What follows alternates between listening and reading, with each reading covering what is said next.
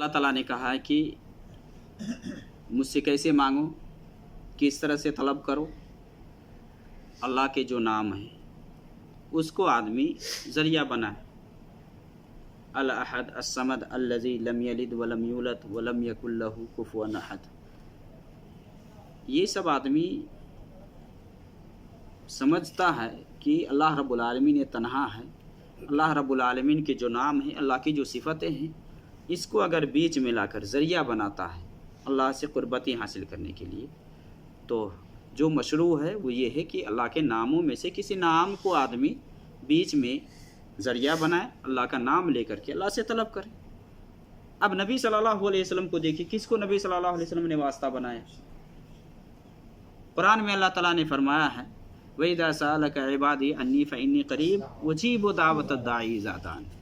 कि नबी, जब मेरे बारे में आपसे मेरा बंदा पूछे तो आप कह दीजिए कि मैं करीब हूँ। फ़इन्नी क़रीब उजीबु दावत दाई इज़ा दान। हाँ, पुकारने वाले की पुकार को मैं कबूल करता हूँ। जब वो मुझे पुकारता है मैं सुनता हूँ, मैं देता हूँ। तो पुकारने वाले को क्या चाहिए? फलियस्तजीबू ली वलियुमिनु बी। मेरे अहकाम को बजा लाए, मेरे हुक्म के हिसाब से वो चले, मेरे ऊपर ईमान रखे। अल्लाह कहता है कि मैं पुकारने वाले की पुकार को सुनता हूँ, मैं करीब हूँ। हदीस के अंदर ये भी है, नबी सल्लल्लाहु अलैहि वसल्लम ने फरमाया, अक़रबु मा यकूनुल अब्दु मिन रब्बिही व हुवा साजिद फ़अक्सिरू अद्दुआ। कि बंदा अपने रब से सबसे ज़्यादा करीब कहाँ होता है? सजदा में होता है। इसमें कसरत से दुआ करे। अब यहाँ जो मशरू है, जो वास्ता बनाने को आया है, उसको आदमी वास्ता नहीं बनाता है। जो गैर मशरू है उसको वास्ता बना करके कहता है कि देखो हम फला वली बाबा तक हम पहुँचे ही नहीं है, तो हम अल्लाह तक कैसे पहुँच जाएंगे, पहले आप बाबा तक पहुँचे। नहीं मेरे भाई, ये सब धोखा है, ये सब फराड है। ये आपके ईमान और आपके अक़ीदा के अंदर खलल डाला जा रहा है। आप नबी सल्लल्लाहु अलैहि वसल्लम को देखिए, नबी सल्लल्लाहु अलैहि वसल्लम को देखिए। नबी सल्लल्लाहु अलैहि वसल्लम किस वली के पास गए, किसको वास्ता बनाए? फिर दीगर नबियों को आप देखें ना, ज़करिया को ले ले, अयूब को ले ले, यहया को ले ले, यूनुस को ले ले। ये सब किसको पुकारे, कैसे पुकारे ये सब? अब खुद नबी सल्लल्लाहु अलैहि वसल्लम को ले लीजिए। नबी सल्लल्लाहु अलैहि वसल्लम किसको वास्ता बनाए, कैसे मांगे आप? इज़ तस्तगीसून रब्बकुम फस्तजाब लकुम अन्नी मुमिद्दुकुम बिअल्फिन मिनल मलाइकति मुर्दिफीन। जब जंग बदर के मौका से नबी सल्लल्लाहु अलैहि वसल्लम इस्तिगासा कर रहे थे। गौस कौन है? गौस कौन है? शेख अब्दुल कादिर जिलानी को कहते गौसे आज़म है। कौन? गौसे आज़म कौन है मेरे भाई? गौसे आज़म अल्लाह है। अल्लाह ही मदद करने वाला है। या हय्यु या क़य्यूम बिरहमतिका अस्तगीस। हदीस है नबी सल्लल्लाहु अलैहि वसल्लम की। या हय्यु या क़य्यूम बिरहमतिका अस्तगीस अस्लिह ली शानी कुल्ली वला तकिलनी इला नफ्सी तरफत ऐन। किससे इस्तिगासा तलब कर रहे थे नबी सल्लल्लाहु अलैहि वसल्लम? इज़ तस्तगीसून रब्बकुम फस्तजाब लकुम। कि जब आप इस्तिगासा फरियाद कर रहे थे, किससे फरियाद कर रहे थे नबी सल्लल्लाहु अलैहि वसल्लम? अबू बकर ने क्या कहा? नबी सल्लल्लाहु अलैहि वसल्लम आप बस कीजिए, आपके रब ने सुन लिया। अल्लाह ने हुक्म उतारा ना कि जब आप फरियाद कर रहे थे, आप पुकार रहे थे, तो अल्लाह ने क्या कहा कि सुन लिया मैंने, मैं मदद करूँगा। कैसे मदद करूँगा? फरिश्तों के ज़रिए से, जो पैदर पे उतरने वाले जो फरिश्ते।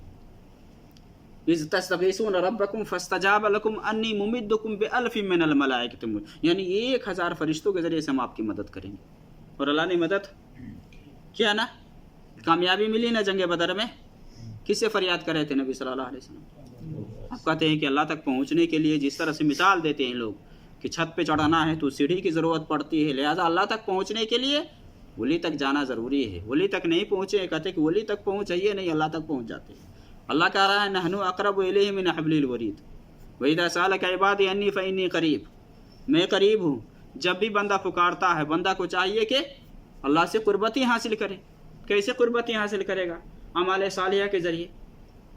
हदीस कुदसी बताया गया था ना पहले, नबी सल्लल्लाहु अलैहि वसल्लम की जो वो हदीस सही बुखारी के अंदर अबू हुरैरा रज़ियल्लाहु ताला अन्हु की हदीस है कि जो मेरे वली से दुश्मनी करेगा मैं उसे ऐलान जंग करता हूँ। اور میرے بندہ مجھ سے سب سے زیادہ قریب کیسے آتا ہے؟ فرائض کی ادائیگی کر کے. وما تقرب الی عبدی بشیء احب الی مما افترضتہ علیہ. جو فرض کیا ہے، جو ضروری کیا ہے، اس کو ادا کر کے بندہ اللہ سے قریب جاتا ہے. اس کے بعد اگر نوافل کا مزید اہتمام کرتا ہے تو اللہ تعالیٰ سے اور زیادہ قریب ہو جاتا ہے، اور زیادہ اللہ سے قریب ہو جاتا ہے، یہاں تک کہ اللہ سے اتنا قریب ہو جاتا ہے کہ اللہ اس کا ہاتھ بن جاتا ہے جسے پکڑتا ہے، کان بن جاتا ہے جسے وہ سنتا ہے، آنکھ بن جاتا ہے جسے وہ دیکھتا ہے، پیر بن جاتا ہے جسے وہ چلتا ہے، مانگتا ہے تو اللہ تعالیٰ دیتا ہے. یعنی اس کا چلنا پھرنا دیکھنا سب کچھ اللہ کے حساب سے ہو جاتا ہے. اللہ نے جو دیکھنے کو کہا وہ دیکھتا ہے، جس سے نہ دیکھنے کو کہا اسے نہیں دیکھتا ہے. یعنی محرمات سے پرہیز کرتا ہے، غلط چیز کی طرف چل کر کے نہیں جاتا ہے، غلط چیز کو نہیں پکڑتا ہے. تو اللہ سے قربتی کے لیے، یعنی اللہ تک پہنچنے کے لیے، یا جو واسطہ ہے نا، جو ذریعہ ہے، وہ یا تو آپ اللہ کے ناموں میں سے کسی نام کو آپ یا رحمان یا ستار یا غفار یا رحیم یا رزاق، آپ کو مالک کی روزی کی ضرورت ہے، اللہ کی جو صفت ہے رزاقیت، اس کو آپ واسطہ بنائیں نا. تو ہی روزی دینے والا ہے،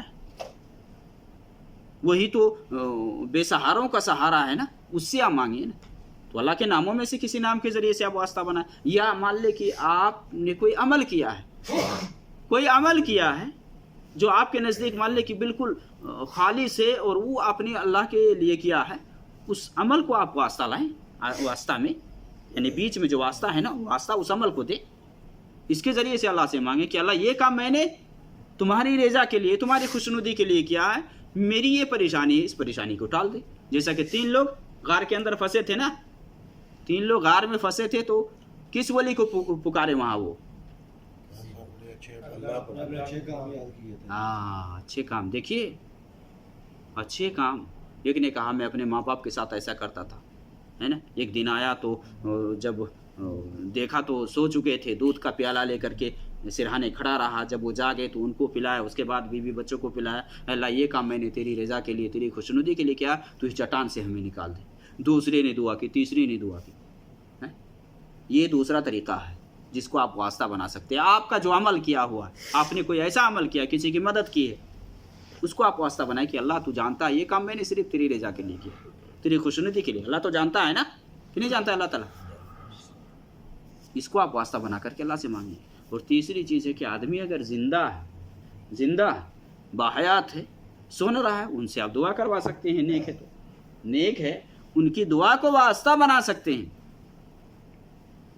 جیسا کہ نبی صلی اللہ علیہ وسلم خطبہ دے رہے تھے جمعہ کے دن، تو ایک آدمی آیا اور کہا کہ نبی صلی اللہ علیہ وسلم بارش نہیں ہو رہی ہے، بارش نہ ہونے کی وجہ سے سارا کچھ برباد ہو رہا ہے، سارا کچھ تہس نہس ہو رہا ہے، آپ دعا کر دیجیے. نبی صلی اللہ علیہ وسلم ممبری پہ دعا کیے بارش کے لیے.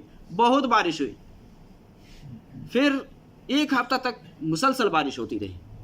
دوسری جمعہ کو وہی شخص یا کوئی اور شخص آیا، اور ایسے ہی خطبہ کے درمیان میں نبی صلی اللہ علیہ وسلم سے کہا کہ نبی صلی اللہ علیہ وسلم بارش اتنی ہوئی ہے اور پانی اتنا ہو گیا ہے کہ سارا کچھ برباد ہو رہا ہے، دعا کر دیجئے کہ اللہ تعالیٰ اس بارش کو کہیں اور جا کر کے برسائے.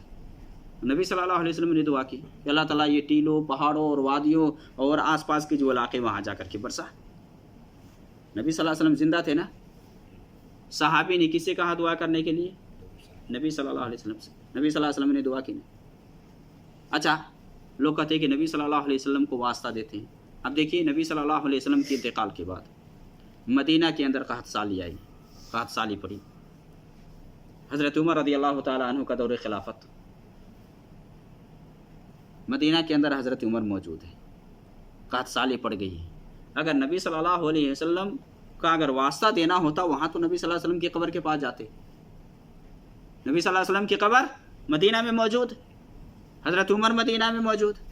لیکن حضرت عمر، جس عمر کے بارے میں نبی صلی اللہ علیہ وسلم نے کیا کہا کہ عمر تم جو راستہ چلتے ہو نا شیطان وہ راستہ کاٹ دیتا ہے، جس راستے سے تم چلتے ہو شیطان وہ راستہ کاٹ دیتا.